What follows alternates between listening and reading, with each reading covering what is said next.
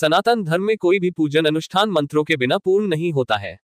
प्रत्येक धार्मिक अनुष्ठान में मंत्रों का उच्चारण अवश्य किया जाता है। वैदिक काल से ही सनातन धर्म में मंत्र उच्चारण और जाप करने की परंपरा रही है। धार्मिक शास्त्रों में मंत्र जाप का विशेष महत्व बताया गया है।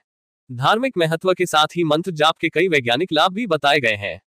ईश्वर को प्रसन्न करने के लिए मंत्र जाप करना सर्वश्रेष्ठ माना जाता है, लेकिन मंत्र जाप के बारे में पूरी जानकारी न होने के कारण हम कई गलतियां करते हैं, जिसके कारण हमें मंत्र जाप का पूर्ण फल प्राप्त नहीं हो पाता है। यदि मंत्र जाप का पूर्ण फल प्राप्त करना है तो इसके नियमों को ध्यान में रखना बहुत आवश्यक होता है। तो चलिए जानते हैं इस बारे में। वाचिक जप, जब सस्वर मंत्र का उच्चारण किया जाता है तो वह वाचिक जाप की श्रेणी में आता है। उपांशु जप, जब जुबान और ओष्ठ से इस प्रकार मंत्र उच्चारण किया जाए कि जिसमें केवल ओष्ठ कंपित होते हुए प्रतीत हो और मंत्र का उच्चारण केवल स्वयं को ही सुनाई दे, तो ऐसा जाप उपांशु जप की श्रेणी में आता है। मानसिक जाप, जैसा कि नाम से ही पता चल रहा है कि यह जाप केवल अंतर्मन से किया जाता है।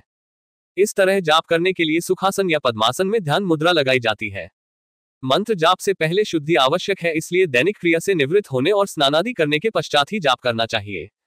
जाप के स्थान को भी भलीभांति साफ कर लेना चाहिए और एक स्वच्छ आसन पर बैठकर ही जाप करना चाहिए। जाप के बाद आसन को इधर उधर नहीं छोड़ना चाहिए और न ही पैर से हटाना चाहिए। आसन को एक जगह संभाल कर रख देना चाहिए।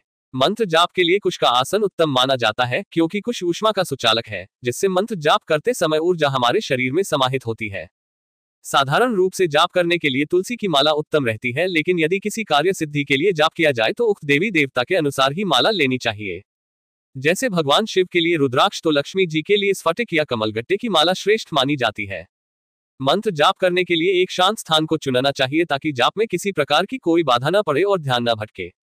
जाप करने के लिए प्रातः काल का समय सबसे उत्तम रहता है, क्योंकि इस समय वातावरण शांत, शुद्ध और सकारात्मक रहता है। यदि हमेशा जाप करते हैं तो प्रतिदिन एक ही स्थान और एक निश्चित समय पर भी मंत्र जाप करना चाहिए। मंत्र जाप करते समय माला को खुला न रखें। माला सदैव गौमुखी के अंदर ढक कर ही रखनी चाहिए।